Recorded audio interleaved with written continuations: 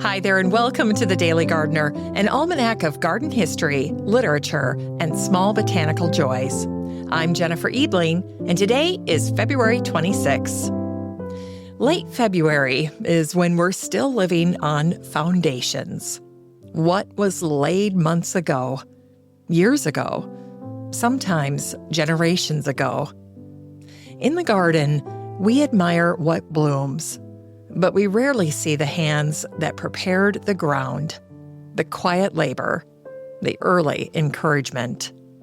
The moment, long ago, when a child noticed something growing and never quite let it go. Today's stories belong to those hidden beginnings, the unseen work, the early spark, and the people who made it possible for a lifetime of discovery to take root. Here's today's garden history. It was on this day in 1851 that the botanist Carl Albert Purpus was born in southwest Bavaria. He would become one of the great unsung engines of North American botany, a man who lived his life in the remote elsewheres of the world, collecting plants so that others might name them, study them, and someday grow them. Carl was a bridge between the wild and the garden. He crossed deserts and scaled volcanoes, working across Mexico and the American West for decades. By the end of his long life, he had amassed more than 17,000 numbered specimens in Mexico and nearly 2,000 more in the American West. Remarkably, most of this monumental effort was unpaid. Carl lived an ascetic life. No alcohol, no tobacco. A profound simplicity shared in his later years with more than 60 cats. From his base at Haciendas Aquapam in Veracruz, Carl launched expeditions into cloud forests and the ash-covered slopes of Popocatépetl, an active stratovolcano located in central Mexico. The plants followed Carl home. So did danger. He survived malaria, the chaos of the Mexican Revolution, even a machete attack by burglars.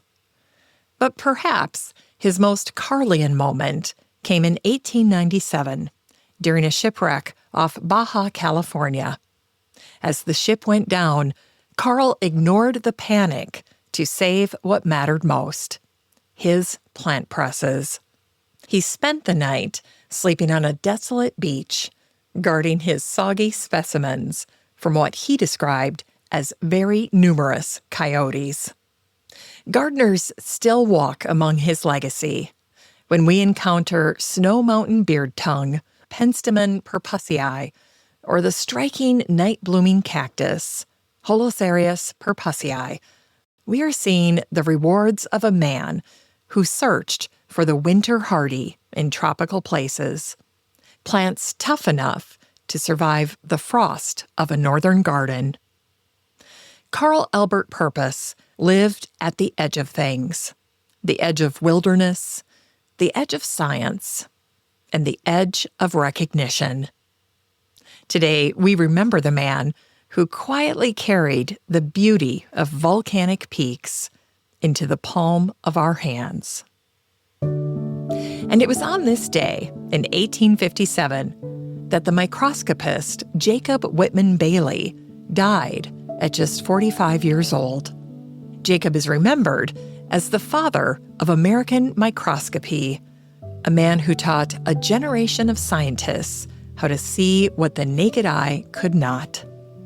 Gardeners know Jacob's name in another way.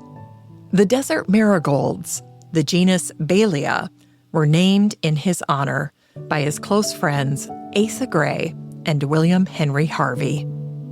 These bright, woolly-stemmed flowers of the Southwest stand as a living monument to a man who spent his life looking much closer at things. Jacob was also a pioneer of American agology, or the study of algae. He amassed a collection of more than 4,500 specimens, mapping the microscopic forests of ponds and rivers, laying the groundwork that still supports water gardens today. But Jacob Bailey's life was marked by a devastating loss. In 1852, Jacob and his son survived the burning of the steamboat Henry Clay on the Hudson River. His wife and daughter did not. Afterward, Jacob wrote, "After the dread event and consequent shock, I never regained my original tone." Jacob continued his work anyway. He returned to West Point, refined microscope lenses, studied diatoms, the intricate glass-like shells of the smallest lives. Sometimes people who teach us how to see are carrying a grief we never notice. In today's Unearthed Words, we hear from the novelist Victor Hugo, born on this day, February 26, in 1802.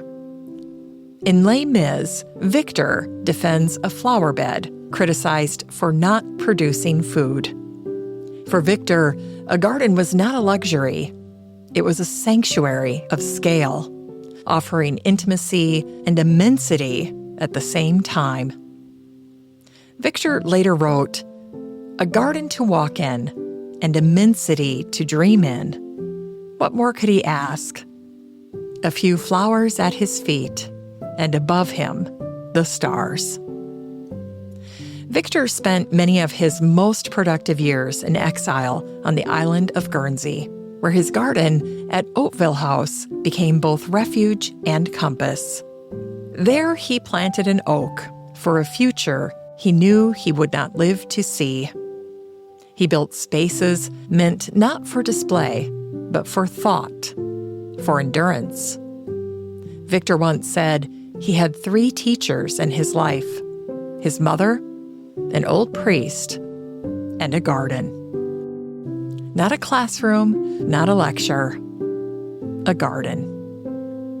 It was there he learned how to look closely at the curve of a petal, at the shape of a thought, and how to stand beneath immensity without needing to master it. Some lessons arrive that way, quietly, early, and for life. It's time to grow that garden library with today's book, Envisioning Landscapes by OJB Landscape Architecture. OJB stands for the Office of James Burnett. This is a book about modern landscapes, but at its heart, it's a book about care. Across 3 decades of work, OJB shows how landscapes can be repaired, reimagined, and made generous again. Their gardens and public spaces are precise, but never cold, rigorous, but welcoming. Architecture critic Christopher Hawthorne writes that for OJB, a landscape project begins with the need to transform or repair, and that this work becomes the engine for landscapes that are precise and enveloping, rigorous and welcoming, all at the same time. There's an optimism here, not loud, not naive, but rooted in attention to land, to people, to what a place has been, and what still might become. It's a beautiful book to linger with, especially this time of year when we're imagining what could grow next in our gardens. And finally, here's something sweet to ignite the little botanic spark in your heart. It was on this day in 1786 that a farmer named Moses Gray was born in the frontier settlement of Sequoia, New York. Moses was a man of the earth and of the industry of his time. By his own account, he received just 6 weeks of formal schooling in his entire life. But he understood something that many with far more education miss. He understood that curiosity requires a patron. His son Asa Gray would go on to become the father of American botany, the defining voice of plant science in the 19th century. But that legacy almost didn't happen.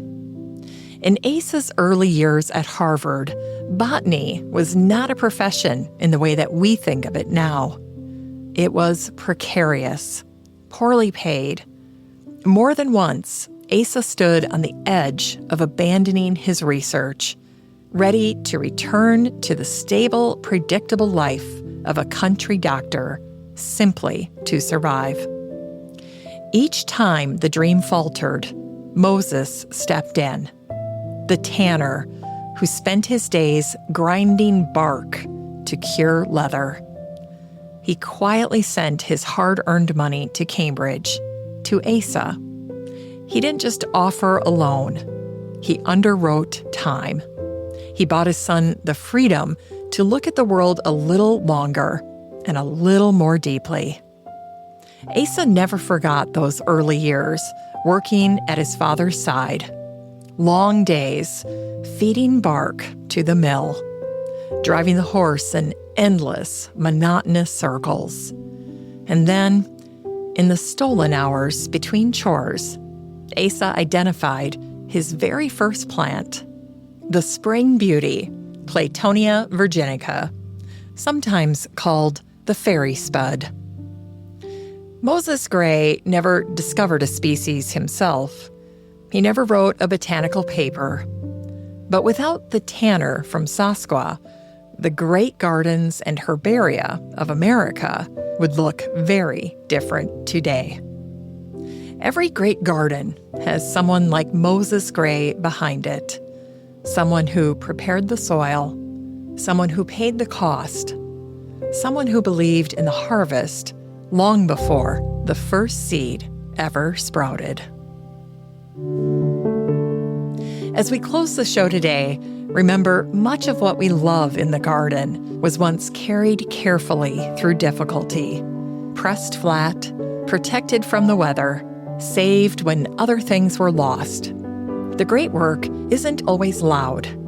Sometimes it looks like quiet persistence, a child given time to notice, a life spent gathering, a belief that beauty is worth keeping. Those early acts endure. They are the invisible generosity still shaping the garden even now. Thanks for listening to The Daily Gardener. And remember, for a happy, healthy life, garden every day.